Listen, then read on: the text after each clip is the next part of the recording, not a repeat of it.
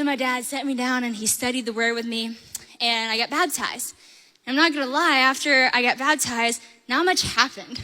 Like, my life didn't dramatically change. I just kept following Jesus, messed up here and there. It wasn't like, oh, I got baptized and now I'm on fire for the Lord. I wish I could say that it was, but that just didn't happen. And I don't know if it was because I didn't just fully understand it at the time, where I was 13, But then fast forward, and at this point I was 17. And I was at a conference so similar to this. The room is almost identical. And I remember exactly where I was sitting. I was on this section, towards the back on the right side. It was just, I'll never forget this day.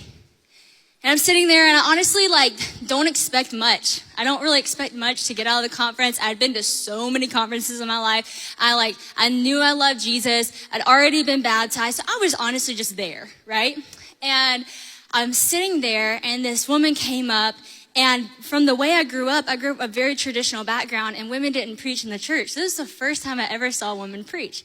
And I was 17, and she comes up, and she is just preaching the word. She is on fire. And the whole time, my mouth could have hit the floor. I was just it was the coolest thing I've ever seen.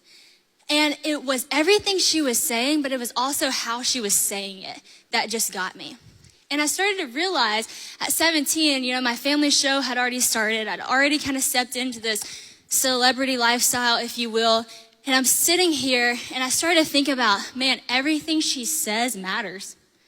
Everything that person is saying, it actually matters because it's from the word of God, and it's actually impacting me and influencing me. And I was if I'm going to be influencing people, I want to influence people like that.